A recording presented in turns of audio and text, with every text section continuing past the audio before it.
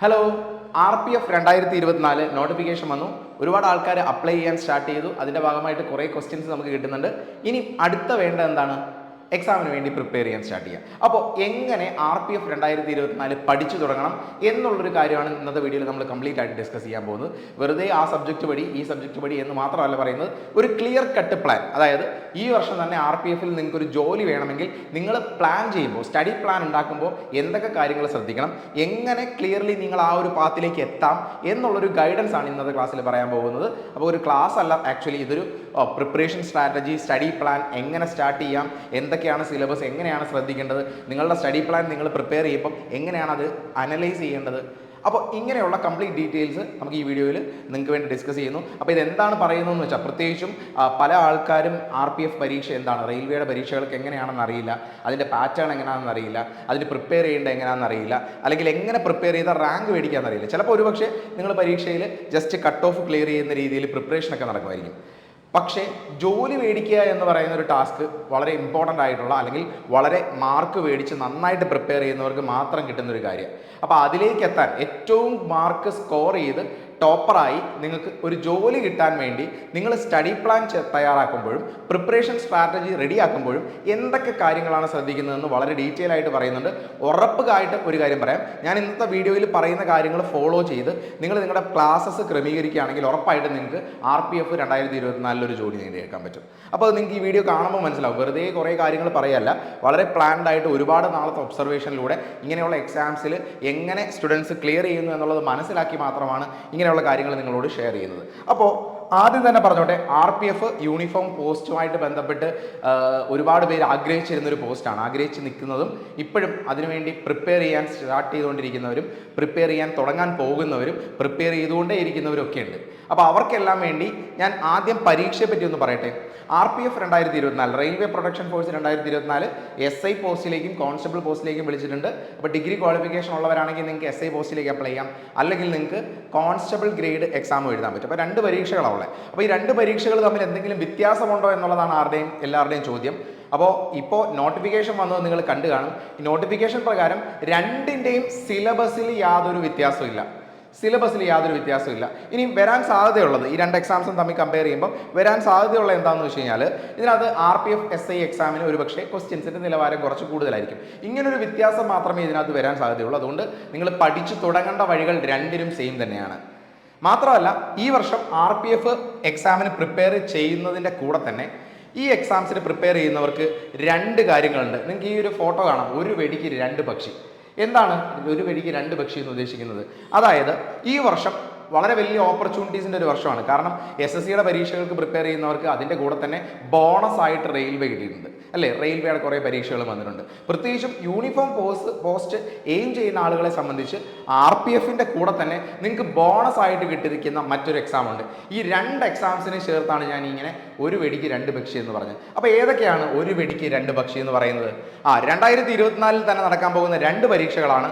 ഒന്ന് RPF 2024, അടുത്തത് SSC-GD 2024. എന്തുകൊണ്ടാണ് ഞാൻ ഇങ്ങനെ പറഞ്ഞത്?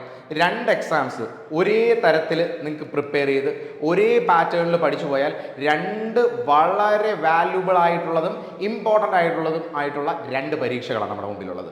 ഡിസംബറിന് മുമ്പ്, ഈ വർഷം ഡിസംബറിന് മുമ്പ് നടക്കാൻ പോകുന്ന രണ്ട് ഇമ്പോർട്ടൻ്റ് പരീക്ഷകളാണ് നമ്മുടെ മുമ്പിലുള്ളത്.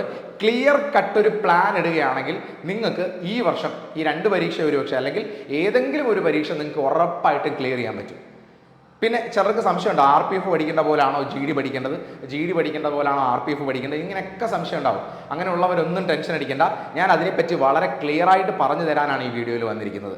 അപ്പോൾ RPF 2024 അതിൻ്റെ കൂടെ തന്നെ SSC-GD 2024, ഇതിന് രണ്ടിനും പ്ലാൻ ചെയ്യാൻ, ഈ രണ്ട് എക്സാംസും ഒരേ തരത്തിൽ പ്രിപ്പയർ ചെയ്ത് തന്നെ പോകാൻ പറ്റുന്ന രണ്ട് പരീക്ഷകളാണ്.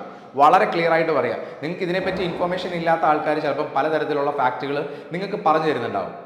അപ്പോൾ ഞാൻ പറയുന്ന കാര്യം ഇത്രയേ ഉള്ളൂ, ഈ രണ്ട് പരീക്ഷകൾക്കും ഒരേ തരത്തിൽ തന്നെ നിങ്ങൾക്ക് പ്രിപ്പയർ ചെയ്ത് സ്റ്റാർട്ട് ചെയ്യാം, ഒരേ തരത്തിൽ തന്നെ നിങ്ങൾക്ക് റിസൾട്ട് ഉണ്ടാക്കാൻ പറ്റും. അപ്പോൾ അതിന് ഈ രണ്ട് എക്സാമിനെയും കമ്പയർ ചെയ്തിട്ടുള്ള കുറേ വീഡിയോസ് നമ്മുടെ യൂട്യൂബ് ചാനൽസിൽ തന്നിട്ടുണ്ട്. നിങ്ങൾക്ക് അതിൻ്റെ നമ്മുടെ യൂട്യൂബ് ചാനൽ എടുത്ത് നോക്കിയിട്ട് നിങ്ങൾക്ക് ആ വീഡിയോസൊക്കെ ഒന്ന് ചെക്ക് ചെയ്താൽ എന്താണ് രണ്ടും തമ്മിലുള്ള വ്യത്യാസം ഒന്ന് മനസ്സിലാവും. ഇനി ഈ രണ്ട് പരീക്ഷകളും എങ്ങനെയാണ് ഒരുമിച്ച് പഠിച്ചു തുടങ്ങുന്നത്? അപ്പോൾ എക്സാം RPF-ന്റെ പരീക്ഷ എക്സാം ഡേറ്റ് ഒന്നും അവർ അനൗൺസ് ചെയ്തിട്ടില്ല ഒഫീഷ്യൽ നോട്ടിഫിക്കേഷനിൽ. എങ്കിലും നമുക്ക് എക്സ്പെക്ട് ചെയ്യാൻ പറ്റുന്നത്, കാരണം ഇപ്പോൾ റെയിൽവേ വിളിച്ചതിന് ശേഷം ഒരു 4 അല്ലെങ്കിൽ 5 മാസത്തിന് ശേഷമാണ് പരീക്ഷകൾ കണ്ടക്ട് ചെയ്തത്, ALP ആണെങ്കിലും ടെക്നീഷ്യൻ ആണെങ്കിലും. അതുകൊണ്ട് തന്നെ RPF നമുക്കൊരു സെപ്റ്റംബർ അല്ലെങ്കിൽ ഓഗസ്റ്റ് സെപ്റ്റംബർ ഒക്ടോബർ ഈ മാസങ്ങളിലൊക്കെ ആയിട്ടായിരിക്കും നമുക്ക് എക്സ്പെക്ട് ചെയ്യാൻ പറ്റുന്നത്. പക്ഷേ കുറച്ചുകൂടെ തള്ളിപ്പോയാലേ ഉള്ളൂ. അപ്പോൾ അത്രയും ഒരു സമയം, ഒരു 5 to 6 months എന്തായാലും നമ്മുടെ മുമ്പിൽ കറന്റ് അവൈലബിൾ ആണ്. അപ്പോൾ ആ ഒരു സമയത്ത് എങ്ങനെ പ്ലാൻ ചെയ്യാം? അതുകൂടാതെ രണ്ടാമത്തെ പരീക്ഷ ഞാൻ പറഞ്ഞത് എന്താ? RPF-ന്റെ കൂടെ തന്നെ SSC GD 2024, അതും ഈ വർഷം ഡിസംബറിന് മുമ്പ് നമ്മൾ എക്സ്പെക്ട് ചെയ്യുന്നുണ്ട്. അപ്പോൾ ഡിസംബർ വരെയുള്ള ഒരു സമയം കാൽക്കുലേറ്റ് ചെയ്യുകയാണെങ്കിൽ ഇത് ഏപ്രിലാണ് അല്ലേ? ഏപ്രിൽ എന്ന് പറയുമ്പോൾ നിങ്ങൾക്ക് 4ാമത്തെ മാസമാണ്. ഇനി 8 മാസം നിങ്ങളുടെ മുമ്പിലുണ്ട്. ഈ 8 മാസം നിങ്ങളൊരു ക്ലിയർ കട്ട് പ്ലാൻ വെച്ചിട്ട് തന്നെ പഠിച്ചു പോവുക. അതെന്തുകൊണ്ടാണ് ഞാൻ പറയുന്നത് 8 മാസം എന്ന് പറഞ്ഞ് കാൽക്കുലേറ്റ് ചെയ്യണം, അല്ലെങ്കിൽ RPF-ഉം കൂടെ കൺസിഡർ ചെയ്യണം എന്ന് ഞാൻ പറയാനുള്ള കാരണം എന്താണെന്ന് പറയാം. അപ്പോൾ ബേസിക് ആയിട്ട് ഈ രണ്ട് എക്സാംസിന്റെ ഡിഫറൻസ് എന്താണെന്ന് നിങ്ങൾക്ക് അറിയാലോ. SSC GD-യും RPF-ഉം രണ്ടും തമ്മിലുള്ള വ്യത്യാസം എന്താണെന്ന് നിങ്ങൾക്ക് കുറേ പേർക്കെങ്കിലും അറിയായിരിക്കും. അപ്പോൾ അത് ഞാനൊന്ന് പറഞ്ഞോട്ടെ. RPF പരീക്ഷയുടെ ബേസിക് സിലബസ് നമ്മൾ അടുത്തതായിട്ട് നോക്കുന്നുണ്ട്. അതിന് മുമ്പ് ഞാൻ പറയാണ്, RPF പരീക്ഷയുടെ ബേസിക് സിലബസിൽ ഒരു ടോപ്പിക്ക് മാത്സ് ആണ്, രണ്ടാമത്തെ ടോപ്പിക്ക് റീസണിങ് ആണ്, മൂന്നാമത്തെ ടോപ്പിക്ക് GK അല്ലെങ്കിൽ ജനറൽ അവയർനെസ് ആണ്. ഈ 3 ടോപ്പിക്കുകൾ, GK എന്ന് പറയുമ്പോൾ അതിനകത്ത് സയൻസ് ഉൾപ്പെടെ കറണ്ട് അഫയേഴ്സ് ഉൾപ്പെടെ എല്ലാം ഉണ്ട്. ഈ 3 സബ്ജക്റ്റുകൾ മാത്രം RPF പരീക്ഷയ്ക്ക് പഠിച്ചാൽ മതി. അതേസമയം SSC GD പരീക്ഷയാണ് നിങ്ങൾ എയിം ചെയ്യുന്നതെങ്കിൽ കൂടെ ഇംഗ്ലീഷും കൂടെ പഠിക്കണം. അപ്പോൾ എന്തിനാണ് ഇത് പറയുന്നതെന്ന് വെച്ചാൽ, ഈ രണ്ട് എക്സാംസും ഒരേ മാതൃകയിൽ തന്നെയാണ് പ്രിപ്പയർ ചെയ്യേണ്ടത് എന്നുള്ളത് കൊണ്ട് തന്നെ നിങ്ങൾ ഈ RPF-ന് പഠിക്കുമ്പോൾ കൂടെ ഇംഗ്ലീഷും കൂടെ പഠിക്കുക. കാരണം SSC GD-ക്ക് ഇംഗ്ലീഷ് ആവശ്യമാണ്. അങ്ങനെ പ്രിപ്പറേഷൻ നിങ്ങളുടെ സ്ട്രാറ്റജി ഒന്ന് കുറച്ചുകൂടെ ഒന്ന് വൈഡ് ആക്കിയാൽ അത് ബെറ്റർ ആയിരിക്കും. അങ്ങനെ ഒരു കാര്യം ഉണ്ടെന്ന് നിങ്ങൾ മനസ്സിലാക്കി ഇംഗ്ലീഷ് വിടാതെ തന്നെ നിങ്ങൾ ഇതിൻ്റെ കൂടെ തന്നെ പ്രിപ്പയർ ചെയ്യാൻ ശ്രമിക്കുക. കാരണം ഞാൻ പറഞ്ഞു, ഒരേ തരത്തിൽ തന്നെയാണ് ബാക്കി 3 ടോപ്പിക്സും നിങ്ങൾക്ക് പ്രിപ്പയർ ചെയ്യേണ്ടത്. ഒരു വ്യത്യാസവും ഇല്ല. ഒരേ തരത്തിൽ തന്നെയാണ് മാത്സ് ആയാലും റീസണിങ് ആയാലും GK ജനറൽ അവയർനെസ് ആയാലും നിങ്ങൾക്ക് പ്രിപ്പയർ ചെയ്യേണ്ടത്. ഉള്ള ചെറിയ വ്യത്യാസങ്ങൾ എന്തൊക്കെയാണെന്ന് വളരെ ക്ലിയർ ആയിട്ട് നിങ്ങൾക്ക് ഞങ്ങൾ പറഞ്ഞുതരും.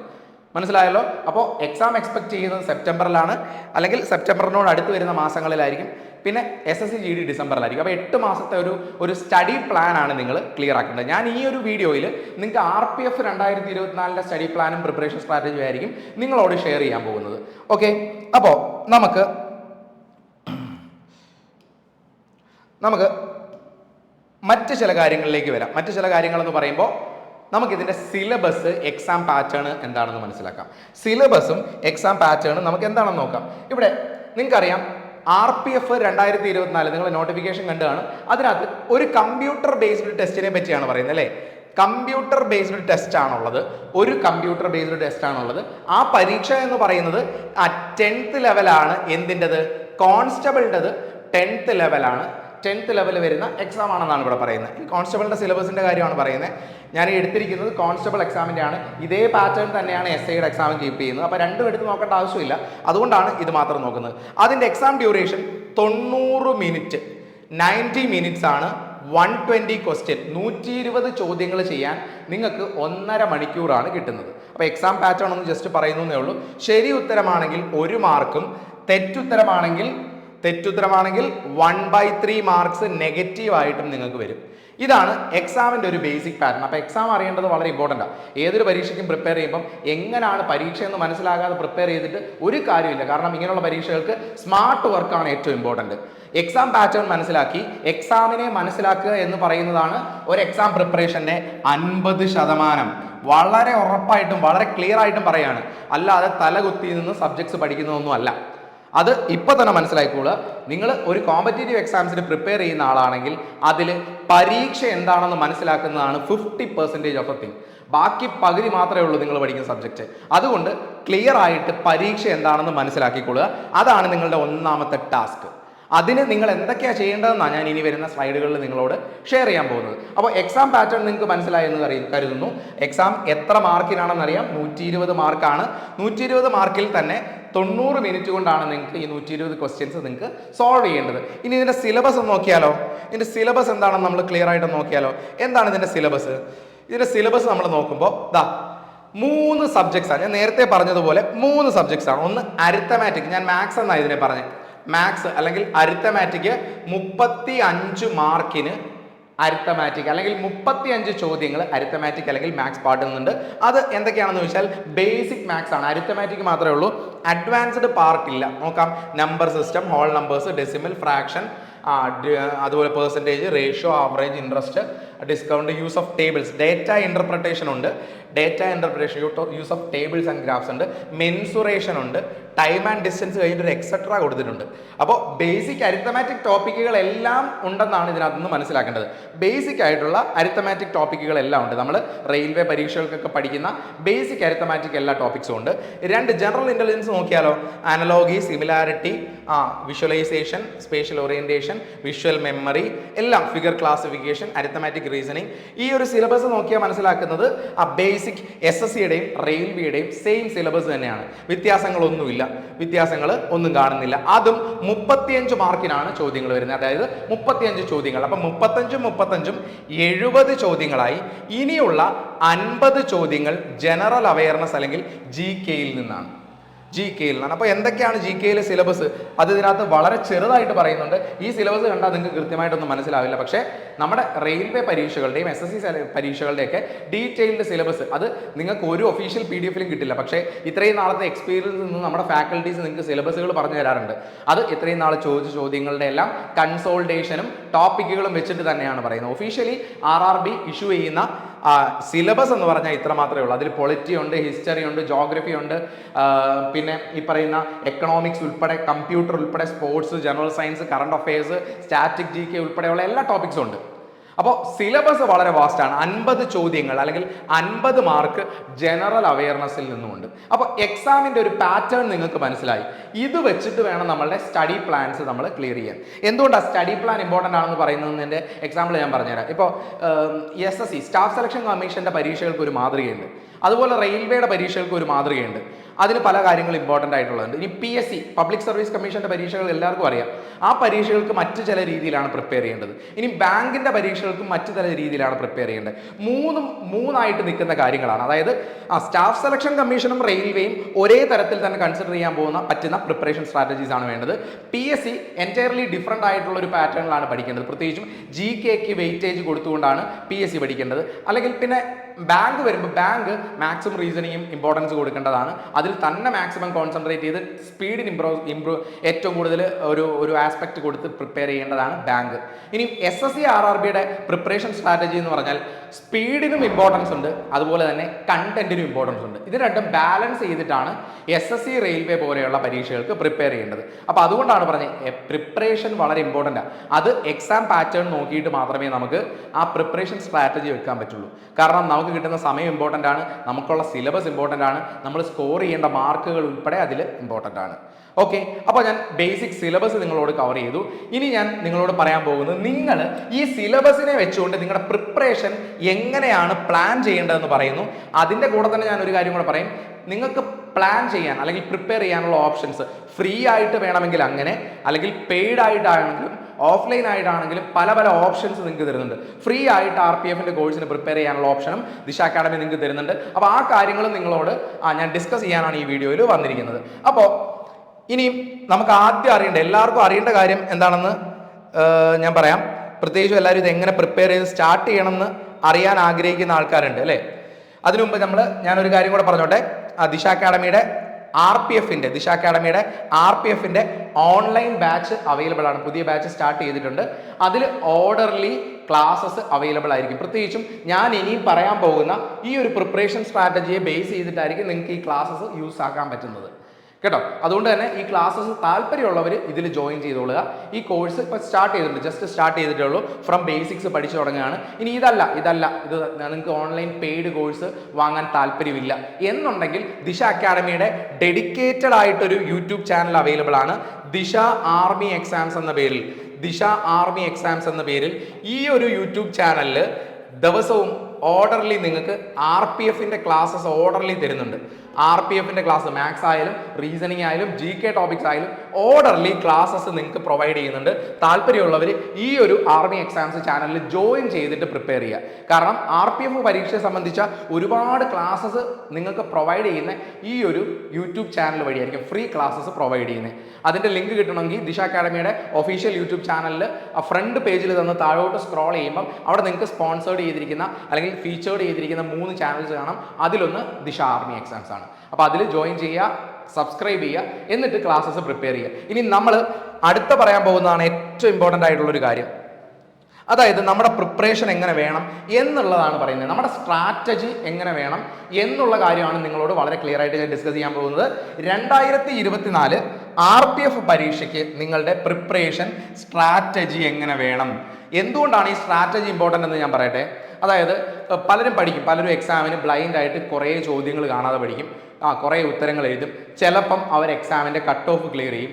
ജസ്റ്റ് കട്ട് ഓഫ് ക്ലിയർ ചെയ്യുമായിരിക്കും, കഷ്ടപ്പെട്ട് കട്ട് ഓഫ് ഒക്കെ ക്ലിയർ ചെയ്യുമായിരിക്കും. ചിലപ്പോൾ ഫിസിക്കലൊക്കെ ക്ലിയർ ചെയ്ത്, പക്ഷേ ഫൈനൽ ലിസ്റ്റിലേക്ക് അവരെത്തുകയോ ചിലപ്പോൾ ജോലി മേടിക്കുകയോ ചെയ്യില്ല. അതെന്തുകൊണ്ടാണെന്ന് വെച്ച് കഴിഞ്ഞാൽ അത് അവർക്ക് ക്ലിയർ കട്ടായിട്ട് പ്ലാൻ ഫ്രം ഇനിഷ്യൽ ഇല്ലാത്തതുകൊണ്ടാണ്. അപ്പോൾ ചിലർ ചിന്തിക്കുന്നത് ഇതിൻ്റെ കട്ട് ഓഫ് 40 മാർക്കല്ലേ വരും, അല്ലെങ്കിൽ 50 മാർക്കല്ലേ വരും, 30 മാർക്കല്ലേ വരും എന്ന് കരുതി കട്ട് ഓഫ് എയിം ചെയ്ത് പഠിക്കും. അങ്ങനെയുള്ളവർ കട്ട് ഓഫ് ചിലപ്പോൾ ക്ലിയർ ചെയ്യായിരിക്കും, പക്ഷേ ജോലി കിട്ടില്ല എന്നുള്ളതാണ് അതിനകത്ത് ഇമ്പോർട്ടൻറ്റ്. അതായത് കോമ്പറ്റേറ്റീവ് എക്സാമിന് നിങ്ങൾക്ക് ജോലിയാണ് വേണ്ടതെങ്കിൽ ആ ലെവലിലേക്കുള്ള മാർക്ക് നിങ്ങൾ സ്കോർ ചെയ്യണം. കട്ട് ഓഫ് ക്ലിയർ ചെയ്യാനല്ല നിങ്ങൾ പഠിക്കുന്നത് ജോലി മേടിക്കാനാണ്. അതുകൊണ്ട് കട്ട് ഓഫ് ക്ലിയർ ചെയ്യല്ല, ജോലി മേടിക്കുകയാണ്. അതിനു വേണ്ടിയുള്ള സ്ട്രാറ്റജിയാണ് പ്രിപ്പയർ ചെയ്യേണ്ടത്. അല്ലാതെ നിങ്ങൾ ആരും കട്ട് ഓഫ് ക്ലിയർ ചെയ്യുക എന്ന് പറയുന്ന ചെറിയ എയിം വെച്ചുകൊണ്ടല്ല പഠിക്കേണ്ടത്. കാരണം കട്ട് ഓഫ് ക്ലിയർ ചെയ്ത് എല്ലാവരും ജോലി മേടിക്കുമോ എന്നുള്ള പല ചോദ്യങ്ങളും ഉണ്ട്. കട്ട് ഓഫ് ക്ലിയർ ചെയ്താൽ കുറേ പരീക്ഷകൾക്കൊക്കെ അതിൻ്റെ വേക്കൻസീസ് അനുസരിച്ചിട്ട് ലിസ്റ്റിലുള്ള ആൾക്കാരെയൊക്കെ എടുക്കും. പക്ഷേ അതൊരിക്കലും നമുക്ക് എക്സ്പെക്ട് ചെയ്യാൻ പറ്റത്തില്ല. അപ്പോൾ ഇനിഷ്യലി ഇടുന്നൊരു കട്ട് ഓഫ് കഴിഞ്ഞിട്ട് ഇതൊരു യൂണിഫോം പോസ്റ്റ് ആയതുകൊണ്ട് കട്ട് ഓഫ് ഇനിഷ്യലി ചെറിയ കട്ട് ഓഫ് ആയിരിക്കും ഇടുന്നത്. അതിന് കാരണം എന്താണെന്ന് വെച്ചാൽ ഫിസിക്കലിന് ഒരുപാട് പേരെ അറ്റൻഡ് ചെയ്യിപ്പിക്കാൻ വേണ്ടിയാണ് കട്ട് ഓഫ് കുറച്ചിടുന്നത്. ആ കട്ട് ഓഫ് ക്ലിയർ ചെയ്യുന്ന എല്ലാവരും ജോലിക്ക് എടുക്കും? ഇല്ല, ഒരിക്കലും ഇല്ല. ആ കട്ട് ഓഫ് ക്ലിയർ ചെയ്യുന്ന എല്ലാവരും ജോലിക്ക് എടുക്കില്ല. അതിൽ ഏറ്റവും കൂടുതൽ മാർക്കുള്ള ആളുകൾക്കാണ് ഏറ്റവും ഇമ്പോർട്ടൻസ്. അപ്പോൾ ഇന്നത്തെ എൻ്റെ പ്രിപ്പറേഷൻ സ്ട്രാറ്റജിയിൽ ഞാൻ പറയുന്നത് എങ്ങനെ 2024 RPFൽ ജോലി നേടിയെടുക്കാം എന്നാണ്. കട്ട് ഓഫ് ക്ലിയർ ചെയ്യുന്ന കാര്യമല്ല. കട്ട് ഓഫിനേക്കാളും മുകളിൽ സ്കോർ ചെയ്ത് ജോലി മേടിക്കാനുള്ള ഒരു പ്ലാനാണ് നിങ്ങൾക്ക് പറയുന്നത്. അപ്പോൾ ഒന്നാമത്തെ കാര്യം, RPF 2024 നിങ്ങൾക്ക് സമയം നോക്കിയാൽ നിങ്ങൾക്കൊരു 5 മാസം അല്ലെങ്കിൽ 6 മാസം മാത്രം ഇപ്പം കരുതിയാൽ മതി. ഇപ്പോഴത്തെ ഒരു കോൺടാക്സിൽ നമ്മളൊരു 6 മന്ത്സ് എന്നൊരു ടൈം മാത്രം മാക്സിമം ടൈം പീരീഡ് എടുത്തിരിക്കുന്നത്.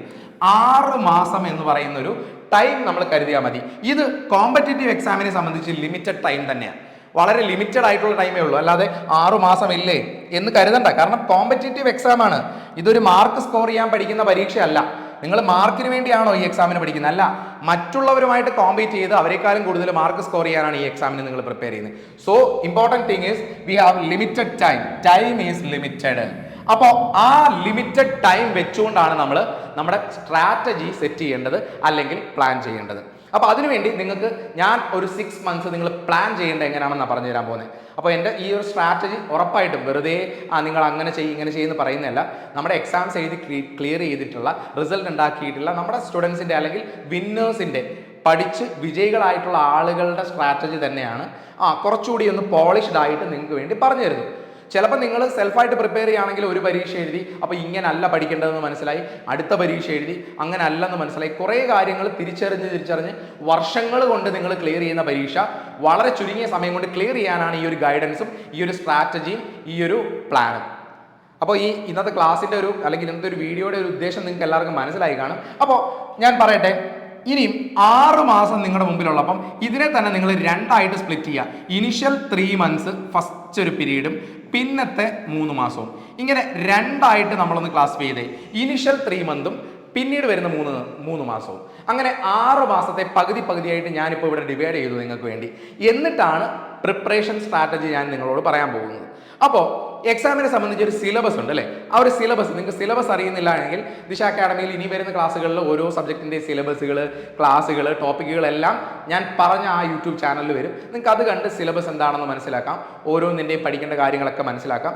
അല്ല എങ്കിൽ നിങ്ങൾ ചെയ്യേണ്ടത് ദിശ അക്കാഡമിയുടെ ഓൺലൈൻ കോഴ്സ് ഉണ്ട്, ഓൺലൈൻ കോഴ്സിൽ ജോയിൻ ചെയ്ത് നിങ്ങൾക്ക് പഠിക്കാം. അല്ലെങ്കിൽ ഓഫ്ലൈൻ സെൻറ്ററിലും ക്ലാസ്സസ് സ്റ്റാർട്ട് ചെയ്തിട്ടുണ്ട്. ഇതിനെപ്പറ്റിയുള്ള സംശയങ്ങളുണ്ടെങ്കിൽ താഴെ ഡിസ്ക്രിപ്ഷനിൽ ദിശ അക്കാഡമിയുടെ ഓരോ ഇൻസ്റ്റിറ്റ്യൂഷൻ്റെ നമ്പറും അതുപോലെ ഓൺലൈൻ്റെ നമ്പറും ഉണ്ട്. ഇവിടെയൊക്കെ വിളിച്ച് ചോദിച്ചാൽ നിങ്ങൾക്ക് കാര്യങ്ങൾ പറഞ്ഞു തരും. അപ്പോൾ ഇവിടെ എല്ലാം കോഴ്സസ് നടക്കുന്നുണ്ട്. താല്പര്യമുള്ളവർക്ക്, പറ്റുന്നവർക്ക്, അഫോർഡ് ചെയ്യാൻ പറ്റുന്നവർ മാത്രം ആ കോഴ്സ് എടുത്ത് പഠിക്കുക.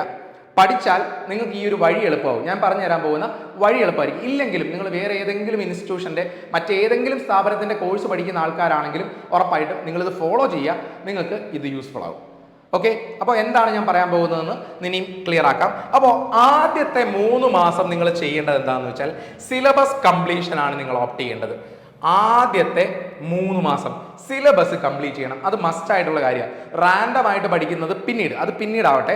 ആദ്യത്തെ 3 മാസം സിലബസ് ഓറിയന്റഡ് ആയിട്ട് ഓരോ സബ്ജക്റ്റും എടുക്കുക. നിങ്ങളിപ്പോൾ മാത്സ് എന്ന് പറയുന്ന സബ്ജക്റ്റാണ് കൺസിഡർ ചെയ്യുന്നതെങ്കിൽ ഓരോ ടോപ്പിക് എടുക്കുക. പെർസെൻറ്റേജ്, ആവറേജ്, റേഷ്യോ, പ്രൊപ്പോർഷൻ, അങ്ങനെ ഓരോ topics, time and distance, time and work, ഇങ്ങനെ ഓരോ ടോപ്പിക്കുകളുടെയും ബേസിക്സ്, അതിൻ്റെ ഷോർട്ട് കട്ട്സ്, സ്ഥിരമായിട്ട് ചോദിക്കുന്ന പ്രോബ്ലംസ്, ഇത് ബേസ് ചെയ്ത് നിങ്ങൾ ഇനിഷ്യൽ സിലബസ് കവർ ചെയ്യുക. അപ്പോൾ ഇതെങ്ങനെ കവർ ചെയ്യുന്നതെന്ന് കുറേ പേർക്ക് സംശയമുണ്ട്. അതിന് 2 ഓപ്ഷൻസ് ഞാൻ ഇപ്പോൾ തന്നെ പറഞ്ഞു. ഒന്ന്, ദിശ അക്കാഡമിയുടെ യൂട്യൂബ് ചാനലിൽ ക്ലാസ്സസ് വരുന്നുണ്ട്, അത് കണ്ടിട്ട് ബേസിക് സിലബസ് കവർ ചെയ്യാം.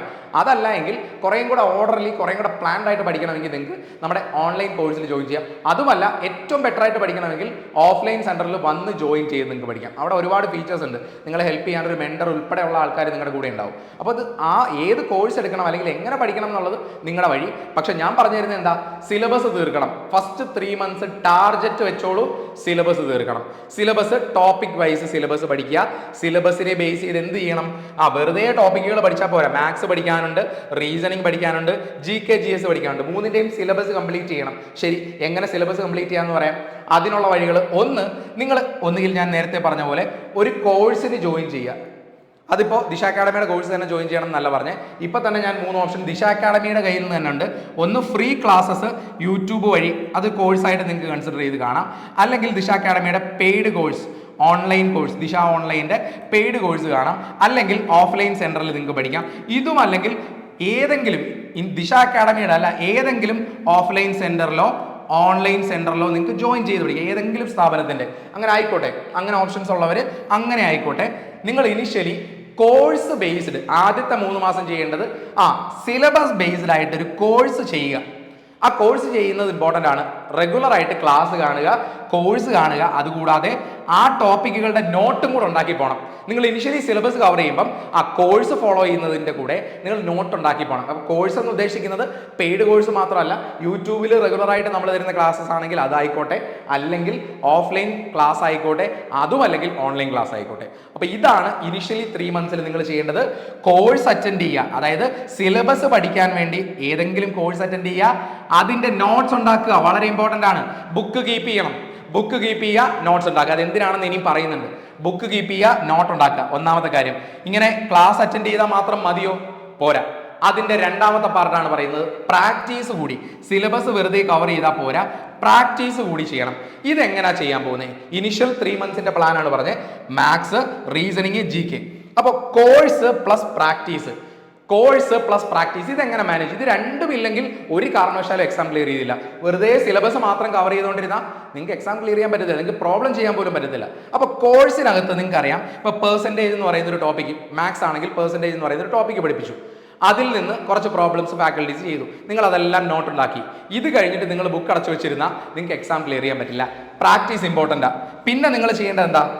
പിന്നെ ചെയ്യേണ്ടത് കോഴ്സ് നിങ്ങൾ ഒരു ഫാക്കൽറ്റി പഠിപ്പിക്കുന്ന ഓൺലൈൻ വീഡിയോ ക്ലാസ് ആണെങ്കിൽ ഒരു 2 മണിക്കൂർ സ്പെൻഡ് ചെയ്ത് ക്ലാസ് കണ്ടു, നോട്ട് ഉണ്ടാക്കി. ഇനി ഒരു സമയം കൂടെ നിങ്ങൾ ആ ദിവസം തന്നെ സ്പെൻഡ് ചെയ്യണം. എന്തിനു വേണ്ടിയാ? അത് പ്രാക്ടീസിന് വേണ്ടിയാണ്. അത് ചെയ്യാനുള്ള ഓപ്ഷൻസ് എന്ന് വെച്ചാൽ, ഒന്ന്, ഈ സെക്ഷണൽ മോക്കുകൾ ഉണ്ടാവും. ഇപ്പോൾ ദിശ അക്കാഡമിയുടെ ദിശ ഓൺലൈൻ പ്ലാറ്റ്ഫോമിൽ തന്നെ മോക്ക് ടെസ്റ്റുകൾ അവൈലബിൾ ആണ്. ഒന്നുകിൽ നിങ്ങൾക്ക് അത് നോക്കാം, അല്ലെങ്കിൽ ടെക്സ്റ്റ് ബുക്ക് പോലെയുള്ള മറ്റ് പ്ലാറ്റ്ഫോംസ് ഉണ്ട്, ഒലിവ് ബോർഡ്, ഇങ്ങനെ പല പ്ലാറ്റ്ഫോംസ് അവൈലബിൾ ആണ്. അവരുടെ മോക്ക് ടെസ്റ്റുകൾ നിങ്ങൾക്ക് പർച്ചേസ് ചെയ്താൽ സെക്ഷണൽ മോക്കുകൾ ചെയ്യാം, ഈ ടോപ്പിക്കുകൾ പ്രാക്ടീസ് ചെയ്യാൻ വേണ്ടി.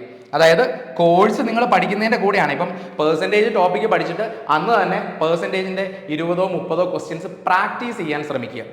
ഓക്കെ, അപ്പോൾ ഒരു കാര്യം കൂടെ പറയട്ടെ, ഈ പ്രാക്ടീസ് ചെയ്യുമ്പോൾ എന്ത് സംഭവിക്കും? പ്രാക്ടീസ് ചെയ്യുമ്പോൾ നിങ്ങൾക്ക് കുറേ സംശയങ്ങളുണ്ടാവും. അത് ക്ലിയർ ചെയ്യാൻ ഇപ്പോൾ ഓഫ്ലൈനിൽ നിങ്ങളുടെ വീട്ടിലിരുന്ന് നിങ്ങളുടെ വീട്ടിലിരുന്ന് നിങ്ങൾ ഓൺലൈൻ കോഴ്സ് പഠിക്കുമ്പോൾ ഒരു പക്ഷേ നിങ്ങൾക്ക് സംശയങ്ങൾ ഉണ്ടാവാം. അപ്പോൾ സംശയം തീർക്കാൻ പറ്റില്ല. അതിന് അങ്ങനെ ഒരു പ്രശ്നം വരികയാണെങ്കിൽ, അത്രത്തോളം ബുദ്ധിമുട്ടുന്ന ആൾക്കാരാണെങ്കിൽ നിങ്ങൾ ദിശ അക്കാഡമിയുടെ ഓൺലൈൻ കോഴ്സ് ഓപ്റ്റ് ചെയ്താൽ നിങ്ങളുടെ സംശയങ്ങൾ തീർക്കാൻ വേണ്ടി ഒരു മെൻറ്ററിനെ അലോട്ട് ചെയ്യുന്നുണ്ട്. അദ്ദേഹത്തിന് ക്വസ്റ്റ്യൻസ് നിങ്ങൾ അയച്ചു കൊടുത്തു കഴിഞ്ഞാൽ അയാൾ നിങ്ങൾക്ക് സംശയങ്ങൾ പറഞ്ഞു തന്ന് നിങ്ങൾക്ക് ആ ഉത്തരം ക്ലിയർ ആക്കി തരുന്നതായിരിക്കും. അങ്ങനെ ഒരു ഫീച്ചർ ദിശ അക്കാഡമിയുടെ ഓൺലൈൻ കോഴ്സിലുണ്ട്. ഇനി അതല്ല, ഓഫ്ലൈൻ കോഴ്സിൽ വരികയാണെങ്കിൽ നിങ്ങൾക്കൊരു മെൻറ്റർ ഉണ്ട്. പ്രാക്ടീസ് ചെയ്യുന്ന സമയത്ത് നിങ്ങൾക്കൊരു മെൻറ്റർ ഉണ്ട്. ആ മെൻറ്റർ നിങ്ങളുടെ ഡൗട്ടുകൾ ക്ലിയർ ചെയ്ത് തരും. അപ്പോൾ അതുകൊണ്ടാണ് ഓഫ്ലൈൻ കോഴ്സിനും ഓൺലൈൻ കോഴ്സിനും ഇത്ര ഇമ്പോർട്ടൻസ് പറയുന്നത്. എന്തുകൊണ്ട് ഫ്രീ കോഴ്സ് മാത്രം എടുത്ത് പഠിച്ചുകൂടാ എന്നുള്ളതിൻ്റെ ഉത്തരമാണ് ഞാൻ പറഞ്ഞത്. കാരണം ഇങ്ങനെയുള്ള പ്രാക്ടീസുകൾ ചെയ്യുമ്പോൾ അതിന് ഹെൽപ്പ് ചെയ്യാനാണ് ആ മെൻറ്റേഴ്സ് നിങ്ങളുടെ കൂടെ എപ്പോഴും ഉള്ളത്. ഓഫ്ലൈനിൽ യൂട്യൂബ് ക്ലാസ് കാണുമ്പോൾ എന്താ പ്രശ്നം? ക്ലാസ് കാണും, പുതിയ കാര്യം പ്രാക്ടീസ് ചെയ്യുമ്പോൾ നിങ്ങളുടെ ഡൗട്ട് ക്ലിയർ ചെയ്യാൻ ആളുകൾ ഉണ്ടാവില്ല. അതുകൊണ്ടാണ്, അല്ലാതെ ഒരു കാരണവശാലും കോഴ്സ് പ്രൊമോട്ട് ചെയ്യുക എന്നൊരു ഉദ്ദേശത്തിൽ മാത്രം പറഞ്ഞതല്ല. ഇങ്ങനെ പ്രശ്നമുള്ളൂ, തനിയെ പ്രോബ്ലം കണ്ടുപിടിക്കാൻ പറ്റുമെന്ന് ഉറപ്പുള്ളവർ നിങ്ങൾ സെൽഫായിട്ട് യൂട്യൂബ് ക്ലാസ് തന്നെ കണ്ടുപിടിക്കാം. അങ്ങനെ റിസൾട്ട് ഉണ്ടാക്കിയിട്ടുള്ള ഒരുപാട് പേരുണ്ട്. പക്ഷേ എല്ലാവർക്കും അത് പറ്റില്ല എന്നുള്ളത് കൊണ്ടാണ് ഈ ഓപ്ഷൻസ് നിങ്ങൾക്ക് പറഞ്ഞു തരുന്നത്. ക്ലിയർ ആയോ? ഞാൻ പറഞ്ഞ കാര്യങ്ങൾ ക്ലിയർ ആയെന്ന് കരുതുന്നു. അപ്പോൾ കോഴ്സ് പ്ലസ് പ്രാക്ടീസ് ഇനിഷ്യലി ഉള്ള 3 months നിങ്ങൾ ഫോളോ ചെയ്താൽ, മാത്സിൻ്റെ ആയാലും റീസണിങ്ങിൻ്റെ ആയാലും GK ആയാലും ഫോളോ ചെയ്താൽ നിങ്ങളുടെ ബേസ് അല്ലെങ്കിൽ നിങ്ങളുടെ ഫൗണ്ടേഷൻ സെറ്റാണ്. അപ്പോൾ ആദ്യത്തെ 3 മാസം നിങ്ങൾ ഏറ്റവും കൂടുതൽ ശ്രദ്ധിക്കേണ്ട എന്തിനാണ്? നിങ്ങളുടെ സിലബസ് കവർ ചെയ്യാൻ. അത് എങ്ങനെ വേണം? കോഴ്സ് അറ്റൻഡ് ചെയ്യുക, ക്ലാസ് അറ്റൻഡ് ചെയ്യുക. ഇപ്പം ഓൺലൈൻ ക്ലാസ് ആണെങ്കിൽ ഡെയിലി ക്ലാസ് അറ്റൻഡ് ചെയ്യുക, നോട്ട് ഉണ്ടാക്കുക, കൂടെ നിങ്ങൾ പ്രാക്ടീസ് ചെയ്യുക. അതേ ടോപ്പിക്കിൽ നിന്നുള്ള ചോദ്യങ്ങൾ പ്രാക്ടീസ് ചെയ്തിരിക്കുക. Initial 3 months. 3 മാസം കഴിയുമ്പോൾ നിങ്ങളുടെ ഫൗണ്ടേഷൻ ഒരു വിധത്തിൽ സെറ്റ് ആവും. അപ്പോൾ എന്താ നമ്മൾ ചെയ്യേണ്ടത്? അപ്പോൾ ചെയ്യേണ്ട കാര്യങ്ങൾ എന്തൊക്കെയാണ്? അതാണ് ഈ അടുത്ത പറയാൻ പോകുന്നത്. 3 months കഴിഞ്ഞിട്ടും നമ്മുടെ മുമ്പിൽ ഏറ്റവും ഇമ്പോർട്ടൻ്റ് ആയിട്ടുള്ള പീരീഡ് ഉണ്ട്. ഓക്കെ, ആ സമയത്ത് നമ്മൾ എന്താ ചെയ്യേണ്ടതെന്ന് ഞാൻ ഇനി പറയാൻ പോകുന്നത്. 3 months കഴിഞ്ഞ് ഫസ്റ്റ് 3 monthsന്റെ കാര്യം ഞാനിപ്പോൾ പറഞ്ഞു കഴിഞ്ഞ കാര്യങ്ങളാണ് ഇവിടെ പറയുന്നത്. കോഴ്സ് പ്ലാൻ ചെയ്തതിനകത്ത് റൊട്ടീൻ പ്ലാൻ ചെയ്യുമ്പോൾ നിങ്ങൾ ക്ലാസ് അറ്റൻഡ് ചെയ്യുന്നതിൻ്റെ കൂടെ നിങ്ങൾ ശ്രദ്ധിക്കേണ്ട കുറച്ച് കാര്യങ്ങളാണ് ഞാൻ പറയുന്നത്. ഫസ്റ്റ് 3 monthsലെ നിങ്ങളുടെ റൊട്ടീൻ നിങ്ങൾ പ്ലാൻ ചെയ്യേണ്ടത് എങ്ങനെയാണെന്നാണ് ഈ ഒരു സ്ലൈഡിൽ ഞാനിവിടെ കാണിച്ചു തന്നിരിക്കുന്നത്. അതായത് ഇതിനകത്ത് സബ്ജക്റ്റുകൾ വളരെ ഇമ്പോർട്ടൻ്റാ. ഏതൊക്കെ സബ്ജക്റ്റാ? മാത്സ് ഭയങ്കര ഇമ്പോർട്ടൻ്റാ. ഡെയിലി മാത്സ് റീസണിങ് മിനിമം നമ്പറെങ്കിലും പ്രാക്ടീസ് ആയിട്ട് ചെയ്യുക. ഞാൻ പ്രാക്ടീസിനകത്ത് പറയുന്ന കാര്യമാണ്. അപ്പോൾ മാത്സ് റീസണിങ് മിനിമം ക്വസ്റ്റ്യൻസ് ഒരു 20 ചോദ്യമെങ്കിലും നിങ്ങൾ ഡെയിലി ചെയ്യാൻ ശ്രമിക്കുക. അതുപോലെ ഡെയിലി കറണ്ട് അഫയേഴ്സ് വായിക്കുക. മാക്സിമം ഈ ഡെയിലി കറണ്ട് അഫയേഴ്സിൻ്റെ ഓരോ ദിവസത്തെയും കറണ്ട് അഫയർ അല്ല, ഒരു 6 to 1 year 6 മാസം മുതൽ 1 വർഷം വരെയുള്ള കറണ്ട് അഫയേഴ്സ് നിങ്ങൾ കമ്പൈലേഷൻ ആയിട്ടായാലും നിങ്ങൾ പഠിക്കാൻ ശ്രമിക്കുക. അത് വളരെ ഇമ്പോർട്ടൻ്റ് ആണ്. കാരണം അതിൽ അവസാന നിമിഷങ്ങളിൽ ഉണ്ടാക്കിയെടുക്കാൻ പറ്റുന്ന കാര്യമല്ല കറണ്ട് അഫയേഴ്സ്. മൂന്നാമത്തെ കാര്യം, daily GK, static GK, repeated ചോദ്യങ്ങൾ വായിക്കുക. ഈ 3 കാര്യങ്ങളും വളരെ ഇമ്പോർട്ടൻ്റ്. അപ്പോൾ പഠിക്കുന്നതിൻ്റെ കൂടെ ഡെയിലി പ്രാക്ടീസ് സെഷൻ്റെ കൂടെ ചെയ്യേണ്ട കാര്യങ്ങളാണ് ഡെയിലി മാത്സ് ആൻഡ് റീസണിങ്. ഇത് ആക്ച്വലി ഈ പറഞ്ഞ 3 കാര്യങ്ങൾ ഏതിനകത്ത് വരും? നമ്മുടെ പ്രാക്ടീസിനകത്ത് വരും. ഞാൻ നേരത്തെ കഴിഞ്ഞ സ്ലൈഡിൽ പറഞ്ഞ ഡെയിലി പ്രാക്ടീസിനകത്ത് വരും. ആ പ്രാക്ടീസിൻ്റെ കൂടെ കോഴ്സിൻ്റെ ഭാഗം അല്ലാതെ ചെയ്യേണ്ട കാര്യമാണ്. നിങ്ങളുടെ റൊട്ടീൻ പ്ലാനിങ്ങിനകത്ത് നിങ്ങൾ ചെയ്യേണ്ട കാര്യമാണ് daily maths and reasoning minimum number of questions ചെയ്യുക. ഒരു 20 ചോദ്യം എങ്കിലും ഡെയിലി ചെയ്യുക. അതുപോലെ ഡെയിലി കറണ്ട് അഫയേഴ്സ് വായിക്കുക. ഇതിനും പല ഓപ്ഷൻസും ഉണ്ട്. ഒന്നുകിൽ നിങ്ങൾക്ക് കറണ്ട് അഫയേഴ്സിൻ്റെ കമ്പൈലേഷൻ വായിക്കാം, അല്ലെങ്കിൽ ഡെയിലി കറണ്ട് അഫയർ ഇപ്പോൾ മുതൽ അപ്ഡേറ്റ് ചെയ്തു പോകാം. മൂന്നാമത്തെ കാര്യം, ഡെയിലി GKയും സ്റ്റാറ്റിക് GKയും റിപ്പീറ്റ് ചെയ്യുന്ന ക്വസ്റ്റ്യനും വായിക്കുക. അതിൻ്റെ കാരണം എന്താണെന്ന് വെച്ച് കഴിഞ്ഞാൽ സ്റ്റാറ്റിക് GK പോലുള്ള ടോപ്പിക്ക് അവസാനത്തെ നിമിഷം പഠിച്ചാൽ നിങ്ങളുടെ ഓർമ്മയിലൊന്നും ഇരിക്കില്ല. അവസാനത്തെ മാസം ഒരുപാട് ക്വസ്റ്റ്യൻസ് വായിച്ച ഓർമ്മയിരിക്കില്ല. അതുകൊണ്ടാണ് daily GK, static repeated questions ചെയ്യണം എന്ന് പറയുന്നത്. ഇത് മൂന്നും നിങ്ങൾ ചെയ്യുമ്പോൾ നിങ്ങൾ നോട്ട് ഉണ്ടാക്കണം. കോഴ്സിൻ്റെ നോട്ട് കൂടാതെ നിങ്ങളുടെ നോട്ട്സ് ഉണ്ടാക്കി വേണം നിങ്ങൾ പോകാൻ. അപ്പോൾ കോഴ്സിൻ്റെ ഭാഗമായിട്ടുള്ള നോട്ട്സ് കൂടാതെ നിങ്ങളുടെ സെൽഫ് പ്രാക്ടീസിൻ്റെ നോട്ടുകളും നിങ്ങൾക്ക് അവൈലബിൾ ആവും. ക്ലിയർ ആയോ? ഇതാണ്. പിന്നെ ഞാൻ നേരത്തെ പറഞ്ഞു സെക്ഷണൽ മോക്കുകൾ. ഇത് പ്രാക്ടീസിൻ്റെ ഭാഗമായിട്ട് ഏതെങ്കിലും പ്ലാറ്റ്ഫോം ബേസ് ചെയ്ത് നിങ്ങൾക്ക് ചെയ്യാമെന്ന് പറഞ്ഞു. ഡെയിലി സെക്ഷണൽ മോക്കുകൾ നിങ്ങൾ പഠിച്ചു കഴിഞ്ഞാൽ നിങ്ങളുടെ കോഴ്സിൽ പഠിപ്പിച്ച ടോപ്പിക്കിനെ ബേസ് ചെയ്തിട്ടുള്ള സെക്ഷണൽ മോക്കുകൾ നിങ്ങൾ ചെയ്യുക. മാത്സോ റീസണിങ്ങോ GKയോ എന്തോ ആയിക്കോട്ടെ. അപ്പോൾ ഈ 4 കാര്യങ്ങൾ നിങ്ങൾ ഡെയിലി ചെയ്യണം. ഫോർ എക്സാമ്പിൾ, നിങ്ങളിപ്പോൾ ഒരു ദിവസം 6 മണിക്കൂർ പഠിക്കാൻ സ്പെൻഡ് ചെയ്യാമെന്ന് തീരുമാനിച്ചു. 6 hours. അല്ലെങ്കിൽ ചിലർക്ക് ചിലപ്പോൾ അത്രയും പറ്റുന്നുണ്ടാവില്ല 4 മണിക്കൂർ.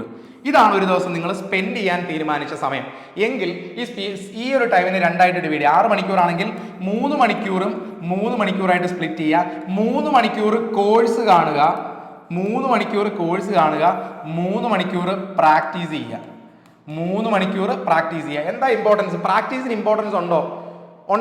ഇത് വളരെ ക്ലിയർ ആയിട്ട് പറയാം. നിങ്ങളിപ്പം ഭക്ഷണം കഴിക്കുന്ന കാര്യമാണെങ്കിലും നിങ്ങൾ ഇപ്പം കോഴ്സ് എന്ന് പറയുന്ന ഭക്ഷണം കഴിക്കുന്ന പോലെ നിങ്ങൾ കുറേ ഭക്ഷണം കഴിച്ചുകൊണ്ടേ ഇരിക്കുക, വീണ്ടും വീണ്ടും ക്ലാസ് കഴിച്ചുകൊണ്ടിരിക്കുക. ഇത് ദഹിക്കാനൊരു സമയം കൊടുക്കണ്ടേ? ആക്ച്വലി അതിന് കറസ്പോണ്ടിങ് ആയിട്ട് നമുക്ക് പറയുന്നതാണ് പ്രാക്ടീസ്. പ്രാക്ടീസ് എന്ന് പറയുന്നത് നിങ്ങൾ കഴിച്ച ഭക്ഷണം ദഹിക്കുന്നത് പോലെയുള്ള പ്രോസസ്സാണ്. അപ്പോൾ പ്രാക്ടീസ് ഇതിന് ഒരു കാരണവശാലും മാറ്റി വെക്കാൻ പറ്റാത്ത പ്രോസസ് ആണെന്ന് ഓർത്തോളുക. 4 മണിക്കൂറുള്ളവരാണെങ്കിൽ 2 മണിക്കൂർ കോഴ്സിനും 2 മണിക്കൂർ ഈ പറഞ്ഞ പ്രാക്ടീസസിനും വേണ്ടി നിങ്ങൾ സ്പെൻഡ് ചെയ്യുക. ഓക്കെ, അപ്പോൾ ഇങ്ങനെയാണ് നിങ്ങളുടെ റൊട്ടീൻ, നിങ്ങളുടെ ഡെയിലി റൊട്ടീൻ നിങ്ങൾ പ്ലാൻ ചെയ്യേണ്ടത്. ഇതിൻ്റെ കൂടെ ഒരു കാര്യം കൂടെ പറയുന്നു, വീക്ക്ലി ഫുൾ ലെങ്ത് മോക്ക് ടെസ്റ്റുകൾ ചെയ്യണം. തുടക്കം മുതൽ തന്നെ ഇപ്പോൾ ഇനിഷ്യലി ഉള്ള 3 മാസത്തെ കാര്യമാണ് പറയുന്നത്. അവിടെ നിങ്ങൾ വീക്ക്ലി അറ്റ്ലീസ്റ്റ് ഒരു മോക്ക് ടെസ്റ്റ് ചെയ്യുക, ഒരു ഫുൾ മോക്ക് ടെസ്റ്റ് ചെയ്യുക. ഒരു ഫുൾ മോക്ക് ടെസ്റ്റ് അത് മസ്റ്റായിട്ട് നിങ്ങൾ സൺഡേസിലോ സാറ്റർഡേസിലോ നിങ്ങളുടെ ഫ്രീ ടൈം അനുസരിച്ച് ഒരു ദിവസം സെലക്ട് ചെയ്യുക. ആ ദിവസം മൊത്തത്തിൽ RPF എക്സാമിൻ്റെ പാറ്റേണിൽ 120 ചോദ്യം വരുന്ന മോക്ക് എക്സാംസ് നിങ്ങൾക്ക് കിട്ടും.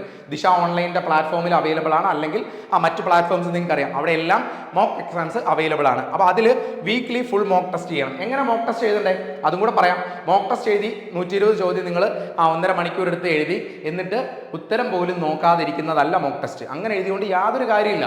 മോക്ക് ടെസ്റ്റ് എഴുതേണ്ടത് അനാലിസിസ് ബേസ്ഡ് ആണ്.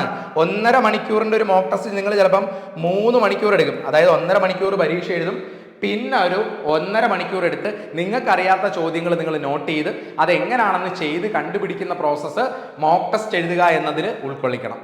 അതില്ലെങ്കിൽ നിങ്ങൾക്ക് ഒരു കാര്യമില്ല. അങ്ങനെ കുറേ ആൾക്കാരുണ്ട്, മോക്ക് ടെസ്റ്റ് എഴുതും, ആ മാർക്ക് നോക്കും, എന്നിട്ട് പോകും, അനാലിസിസ് ചെയ്യത്തില്ല. ഇതെന്താണെന്ന് അറിയാമോ? അത് വളരെ തെറ്റായിട്ടുള്ളൊരു കാര്യമാണ്. കാരണം നിങ്ങൾക്കറിയാം, നിങ്ങളിപ്പം ഹോസ്പിറ്റലിൽ പോയി ഡോക്ടറുടെ അടുത്ത് നിങ്ങൾക്ക് പനിയാണെന്ന് പറഞ്ഞു, അല്ലെങ്കിൽ ഒരു അസുഖമാണെന്ന് പറഞ്ഞു. അപ്പോൾ ഡോക്ടർ പറഞ്ഞു എന്താ? ഡോക്ടർ പറഞ്ഞു നിങ്ങൾ പോയി ബ്ലഡ് ടെസ്റ്റ് ചെയ്യാൻ പറഞ്ഞു. നിങ്ങൾ ബ്ലഡ് ടെസ്റ്റ് ചെയ്തു, ശരി. നിങ്ങൾ ബ്ലഡ് ടെസ്റ്റ് ചെയ്തിട്ട് നിങ്ങൾ അതിൻ്റെ റിപ്പോർട്ട് ചെക്ക് ചെയ്തില്ല, അല്ലെങ്കിൽ റിപ്പോർട്ട് വാങ്ങിയില്ല, റിപ്പോർട്ട് അനാലിസിസ് ചെയ്തില്ല. വല്ല ഗുണമുണ്ടോ? നിങ്ങൾക്ക് ഏത് അസുഖമാണെന്ന് മനസ്സിലാവുമോ? അതുപോലാണ് മോക്ക് ടെസ്റ്റ് എഴുതിയിട്ട് അനാലിസിസ് ചെയ്യാതിരിക്കുന്നത്. മോക്ക് ടെസ്റ്റ് എഴുതിയിട്ട് നിങ്ങൾ അനാലിസിസ് ചെയ്യണം. നിങ്ങൾക്ക് ഏത് ടോപ്പിക്കാണ് നിങ്ങൾ സ്ട്രോങ്, ഏതാണ് വീക്ക്, ഏതിലാണ് കോൺസെൻട്രേറ്റ് ചെയ്യേണ്ടതെന്ന് മനസ്സിലാക്കാൻ വേണ്ടിയാണ് മോക്ക് ടെസ്റ്റ്, അല്ലാതെ നിങ്ങളുടെ മാർക്ക് വെറുതെ കാണാൻ വേണ്ടിയല്ല. അപ്പോൾ അത് വളരെ ഇമ്പോർട്ടൻ്റ് ആയിട്ടുള്ള കാര്യമാണ്. മോക്ക് ടെസ്റ്റ് എഴുതുന്നതിൻ്റെ കൂടെ അതിൻ്റെ അനാലിസിസ് മസ്റ്റായിട്ടും ചെയ്തിരിക്കണം. അപ്പോൾ ഇനി മോക്ക് ടെസ്റ്റ് എഴുതുക എന്ന് പറഞ്ഞാൽ 1.5 മണിക്കൂറോ 1 മണിക്കൂറോ എടുത്ത് എക്സാം കംപ്ലീറ്റ് ചെയ്യുക എന്നല്ല. എക്സാം എഴുതുക, നിങ്ങൾക്കറിയാത്ത തെറ്റിയ ചോദ്യങ്ങൾ എടുത്ത് സെപ്പറേറ്റ് ഒരു ബുക്ക് കീപ്പ് ചെയ്യുക, ആ ബുക്കിൽ നോട്ട് ചെയ്ത് നിങ്ങൾ ഉത്തരം കണ്ടുപിടിക്കുന്നതാണ് ആ മോക്ക് ടെസ്റ്റ് എന്ന് ഉദ്ദേശിക്കുന്നത്. അപ്പം മോക്ക് ടെസ്റ്റ് എക്സാം എഴുതുക മാത്രമല്ല, കംപ്ലീറ്റ് അനാലിസിസ് ആണ്. എന്നാലേ നമുക്ക് ആ ഒരു പ്രോബ്ലം സോൾവ് ചെയ്യാൻ പറ്റൂ, അല്ലേ? ഇപ്പം നിങ്ങളുടെ ബ്ലഡ് ടെസ്റ്റ് ചെയ്തിട്ട് ഹോസ്പിറ്റലിൽ നിങ്ങൾ റിപ്പോർട്ട് ഡോക്ടറെ കാണിച്ച് എന്ത് ചെയ്യണം എന്ന് പറഞ്ഞ് നിങ്ങൾക്ക് മരുന്ന് തരും, ഇല്ലേ? അതുപോലെയാണ് നിങ്ങൾ മോക്ക് ടെസ്റ്റ് എഴുതി നിങ്ങളുടെ പോരായ്മ എവിടെയാണെന്ന് മനസ്സിലാക്കി ആ ഏരിയ കോൺസെൻട്രേറ്റ് ചെയ്ത് പഠിക്കുന്നത്. അപ്പോൾ ഈ ഒരു കാര്യം നിങ്ങൾക്ക് മനസ്സിലായെന്ന് കരുതുന്നു. അപ്പോൾ ഫസ്റ്റ് 3 മന്ത്സിൽ നിങ്ങളുടെ പ്ലാനിനെ പറ്റി ഞാൻ വളരെ ക്ലിയർ ആയിട്ട് പറഞ്ഞു എന്ന് ഞാൻ വിശ്വസിക്കുന്നു. ഇനി അടുത്തത്, ആദ്യത്തെ 3 മാസം കഴിഞ്ഞിട്ട് നിങ്ങൾ എന്താ ചെയ്യേണ്ടത്? മസ്റ്റായിട്ടും ആദ്യത്തെ 3 മാസം കൊണ്ട് സിലബസ് കവർ ചെയ്തവർ ചെയ്യേണ്ട ഏറ്റവും ഇമ്പോർട്ടൻ്റ് ആയിട്ടുള്ള കാര്യമാണ് നോട്ട്സ് റിവിഷൻ. ഞാൻ എന്തുകൊണ്ടാണ് ഫസ്റ്റ് 3 മന്ത്സ് പഠിച്ചതിൻ്റെ നോട്ട്സ് ഉണ്ടാക്കണം എന്ന് പറഞ്ഞത് എന്നുള്ളത് നിങ്ങൾക്ക് ഇപ്പം മനസ്സിലായെന്ന് കരുതുന്നു. കാരണം നോട്ട്സ് റിവിഷൻ, കാരണം റിവൈസ് ചെയ്തില്ലേ നമ്മുടെ മെമ്മറി നിൽക്കില്ല. കാരണം 6 മാസം കഴിഞ്ഞാണ് നമ്മൾ എക്സാം എഴുതാൻ 6 മാസം കഴിഞ്ഞാണ് നമ്മൾ പരീക്ഷ എഴുതാൻ പോകുന്നത്. അപ്പോൾ ഇന്ന് പഠിച്ചൊരു കാര്യം 6 മാസം കഴിഞ്ഞ് നമ്മൾ ഓർക്കണമെങ്കിൽ ഉറപ്പായിട്ട് നമ്മൾ ഇതിൻ്റെ ഇടയ്ക്ക് വീണ്ടും പലവട്ടമായിട്ട് ഈ നോട്ടുകൾ കണ്ടിരിക്കണം. മാത്സ് ആയാലും പ്രത്യേകിച്ചും GK കാര്യം ഞാൻ എടുത്തു പറയുന്നു. GK ഒക്കെ ഓർമ്മിക്കണമെങ്കിൽ വീണ്ടും നമ്മൾ നോട്ട്സ് റിവൈസ് ചെയ്യുന്നത് വളരെ ഇമ്പോർട്ടൻ്റ് ആയിട്ടുള്ള കാര്യമാണ്. അപ്പോൾ ഒന്നാമത്തെ കാര്യം, 3 മാസം കഴിഞ്ഞിട്ട് നിങ്ങൾ ചെയ്യേണ്ട ഒന്നാമത്തെ കാര്യം, നിങ്ങൾ ഇത്രയും നാൾ കംപ്ലീറ്റ് ചെയ്ത സിലബസ് അല്ലെങ്കിൽ നോട്ടുകൾ നിങ്ങൾ റിവിഷൻ ചെയ്യുക. മാത്സ് ആയിക്കോട്ടെ, റീസണിങ് ആയിക്കോട്ടെ, GK ആയിക്കോട്ടെ, 3ഉം റിവൈസ് ചെയ്യുക. പിന്നീട് നിങ്ങൾ സ്റ്റാർട്ട് ചെയ്യേണ്ടതാണ് പ്രീവിയസ് ക്വസ്റ്റ്യൻസ് സോൾവിങ്. എല്ലാ ഷിഫ്റ്റിൻ്റെയും അവസാനം നടന്ന RPF പരീക്ഷയുടെ എല്ലാ ഷിഫ്റ്റിൻ്റെയും പ്രീവിയസ് ക്വസ്റ്റ്യൻസ് പ്രീവിയസ് ക്വസ്റ്റ്യൻസ് എടുത്തിട്ട് അത് നിങ്ങൾ സോൾവ് ചെയ്യണം, ഷിഫ്റ്റ് വൈസ് സോൾവ് ചെയ്യണം. 3 മാസത്തിന് ശേഷം ചെയ്യേണ്ട കാര്യമാണ് ഞാൻ പറഞ്ഞത്. Previous questions shift wise solve ചെയ്യണം. അതിനും പല ഓപ്ഷൻസ് ഉണ്ട്. ഞാൻ പറഞ്ഞില്ലേ, ടെക്സ്റ്റ് ബുക്ക് പോലെയുള്ള പ്ലാറ്റ്ഫോംസോ ദിശ ഓൺലൈൻ പ്ലാറ്റ്ഫോമോ ഒക്കെ നിങ്ങൾക്ക് ഈ പ്രീവിയസ് ക്വസ്റ്റ്യൻസ് ഷിഫ്റ്റ് വൈസ് ചെയ്യാൻ വേണ്ടി ഹെൽപ്പ് ചെയ്യും. അല്ലെങ്കിൽ PDF-കളായിട്ടും അവൈലബിൾ ആവും. അങ്ങനെ ഏത് മാർഗത്തിലോ പിന്നീട് ചെയ്യേണ്ടത് പ്രീവിയസ് ക്വസ്റ്റ്യൻസ് സോൾവ് ചെയ്യുക. അതുപോലെ ഏറ്റവും ഇമ്പോർട്ടൻ്റ് ആയിട്ടുള്ള കാര്യമാണ് last 1 year, at least last 1 year, 6 മാസത്തെ എന്തായാലും പഠിച്ചിരിക്കണം. ലാസ്റ്റ് 1 ഇയർ കറണ്ട് അഫയേഴ്സ് നിങ്ങൾ അപ്ഡേറ്റ് ചെയ്യണം. ഈ സമയത്താണ് ആഫ്റ്റർ 3 മന്ത്സ് ചെയ്യേണ്ട കാര്യമാണ് പറയുന്നത്. അപ്പോൾ ആഫ്റ്റർ 3 മന്ത്സ് നിങ്ങൾ പഠിക്കുമ്പോൾ ബേസിക് സ്ട്രാറ്റജിയിലൂടെ ശ്രദ്ധിക്കേണ്ട 3 കാര്യങ്ങളാണ്. നോട്ട്സ് റിവൈസ് ചെയ്യണം, പ്രീവിയസ് ക്വസ്റ്റ്യൻസ് ഷിഫ്റ്റ് വൈസ് തന്നെ എടുത്തെടുത്ത് ചെയ്യണം. 3, ലാസ്റ്റ് 1 ഇയർ കറണ്ട് അഫയേഴ്സ് നിങ്ങൾ അപ്ഡേറ്റ് ചെയ്യണം. അവസാനം പറയുന്നു, അറ്റ്ലീസ്റ്റ് ഈ 3 മാസം കൊണ്ട് നിങ്ങൾ എന്ത് ചെയ്യണം, 50 മോക്ക് ടെസ്റ്റ് എങ്കിലും ചെയ്യണം. ഓരോ ദിവസം ഇടവിട്ട് മോക്ക് ടെസ്റ്റ് എഴുതിക്കൊണ്ടിരിക്കണം. ലാസ്റ്റ് ഫസ്റ്റ് 3 മന്ത്സ് കഴിയുന്ന സമയങ്ങളിൽ 50 മോക്ക് ടെസ്റ്റുകളെങ്കിലും നിങ്ങൾ എഴുതണം. മോക്ക് ടെസ്റ്റ് എങ്ങനെ എഴുതേണ്ടതെന്ന് പറഞ്ഞു. 1.5 മണിക്കൂറിൽ പരീക്ഷ തീർക്കുകയല്ല, അനാലിസിസ് ചെയ്താണ് എഴുതേണ്ടത്. സോ ഓരോ ദിവസം ഇടവിട്ടെങ്കിലും നിങ്ങൾ മോക്ക് ടെസ്റ്റുകൾ എഴുതണം. ഇതാണ് ഒരു 6 മന്ത്സിൽ നിങ്ങൾ ഫോളോ ചെയ്യേണ്ട ക്ലിയർ കട്ട് സ്ട്രാറ്റജി. നിങ്ങൾ ഇങ്ങനെ ഒന്ന് ഫോളോ ചെയ്ത് നോക്കൂ. എന്നിട്ട് റിസൾട്ട് ഉണ്ടായില്ലെങ്കിൽ നിങ്ങൾക്ക് കമൻറ്റ് ചെയ്യാം, ഈ വീഡിയോയുടെ താഴെ തന്നെ കമൻറ്റ് ചെയ്യാം. പക്ഷേ നിങ്ങളത് കൃത്യമായിട്ട് ഫോളോ ചെയ്യണം. ഫോളോ ചെയ്താൽ ഉറപ്പായിട്ട് നിങ്ങൾക്ക് ഇതിൽ നിന്ന് റിസൾട്ട് ഉണ്ടാക്കാം. അത് തമാശയായിട്ട് ചെയ്യാൻ വേണ്ടിയല്ല പറഞ്ഞത്, ഇത് റിസൾട്ട് ഉണ്ടാക്കണം, ഈ വട്ടം തന്നെ റിസൾട്ട് ഉണ്ടാക്കണം എന്ന ആഗ്രഹമുള്ളവർക്ക് വേണ്ടി മാത്രമാണ് പറയുന്നത്. ഒരിക്കൽ കൂടി പറയുകയാണ്, ദിശ അക്കാഡമിയുടെ ഓഫ്ലൈൻ സെന്ററുകളിലും ഓൺലൈൻ കോഴ്സസിലും ഇങ്ങനെയുള്ള കാര്യങ്ങൾ, നിങ്ങൾ ഈ പഠിക്കേണ്ട കാര്യങ്ങൾ കുറച്ചുകൂടെ ഓർഡറിലാക്കിയാണ് തരുന്നത്. അതായത് ഇപ്പം നിങ്ങൾക്ക് കോഴ്സ് എന്ന് പറഞ്ഞു, നിങ്ങൾ ഇനിഷ്യൽ സിലബസ് പഠിക്കണം എന്ന് ഞാൻ പറഞ്ഞു. എങ്ങനെ സിലബസ് പഠിക്കും? പഠിക്കാനുള്ള ഓപ്ഷൻ ദിശ അക്കാഡമി പ്രൊവൈഡ് ചെയ്യുന്നുണ്ട്. ഒന്നുകിൽ ഓഫ്ലൈൻ സെന്റർ, ദിശ അക്കാഡമിക്ക് 4 ഓഫ്ലൈൻ സെന്റേഴ്സ് ഉണ്ട്: കൊട്ടാരക്കര, ട്രിവാൻഡ്രം, കൊല്ലം, കോഴിക്കോട്. അപ്പോൾ ഈ 4 സെന്ററിൽ ജോയിൻ ചെയ്താൽ നിങ്ങളുടെ സിലബസ്, ബേസിക് സിലബസ് കവർ ചെയ്യും, ക്ലിയർലി കവർ ചെയ്യും. ഇനി രണ്ടാമത്തെ പറഞ്ഞു, പ്രാക്ടീസ് ചെയ്യണമെന്ന് ഞാൻ പറഞ്ഞു. പ്രാക്ടീസ് ചെയ്യാൻ പറ്റുന്നില്ല, തനിയെ ചെയ്യാൻ പറ്റുന്നില്ല, എങ്ങനെയാണെന്ന് അറിയില്ല, അവർക്ക് എന്താണ് ഓപ്ഷൻ? ഓരോ ഓപ്ഷൻ, ഓഫ്ലൈൻ സെന്ററിൽ നിങ്ങൾക്ക് റെഗുലർ ആയിട്ട് പ്രാക്ടീസ് മെറ്റീരിയൽ ഉണ്ട്, day by day practice material ഉണ്ട്. അത് ചെയ്യുമ്പോൾ സംശയം തോന്നിയാൽ ക്ലിയർ ചെയ്യാൻ വേണ്ടി ഒരു മെന്റർ നിങ്ങളുടെ ബാച്ചിലുണ്ടാവും. ഇനി ഓൺലൈൻ കോഴ്സ് ആയിക്കോട്ടെ, ഓൺലൈൻ കോഴ്സിലും നിങ്ങൾക്ക് ഡെയിലി ഫാക്കൽറ്റീസ് ക്ലാസ് പഠിക്കുന്നതിൻ്റെ കൂടെ നിങ്ങളുടെ സംശയങ്ങൾ, നിങ്ങൾ എന്തെങ്കിലും സംശയം ചോദിച്ചാൽ അത് ക്ലിയർ ചെയ്യാൻ വേണ്ടി ഒരു മെന്ററെ തന്നിട്ടുണ്ട്. നിങ്ങളുടെ വാട്സപ്പ് ഗ്രൂപ്പ്, ടെലഗ്രാം ഗ്രൂപ്പ് വഴി അദ്ദേഹം കമ്മ്യൂണിക്കേറ്റ് ചെയ്യും. ഇനി മൂന്നാമത്തെ ഓപ്ഷൻ, മൂന്നാമത്തെ കാര്യം പറഞ്ഞു, പ്രാക്ടീസ് കഴിഞ്ഞിട്ട് പറഞ്ഞു മോക്ക് ടെസ്റ്റുകൾ, ഇങ്ങനെയുള്ള കാര്യങ്ങൾ ചെയ്യണം, പ്രീവിയസ് ഇയർ ക്വസ്റ്റ്യൻ വേണം. ഇതൊക്കെ നിങ്ങൾക്ക് പല സോഴ്സിൽ നിന്ന് കിട്ടും.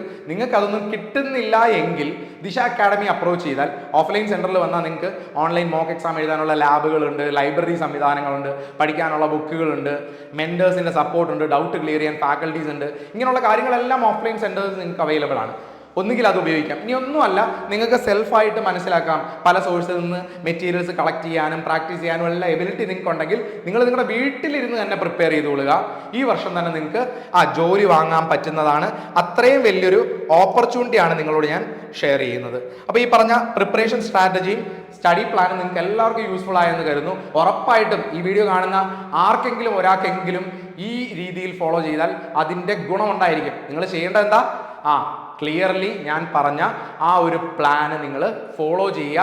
ഈ വർഷം തന്നെ നിങ്ങൾക്ക് എല്ലാവർക്കും യൂണിഫോം പോസ്റ്റിലേക്ക് ഒരു ജോലി കിട്ടട്ടെ എന്ന് ആശംസിക്കുന്നു. ഓക്കെ, അപ്പോൾ ഈ വീഡിയോ എല്ലാവർക്കും യൂസ്ഫുൾ ആയെന്ന് കരുതുന്നു. താങ്ക്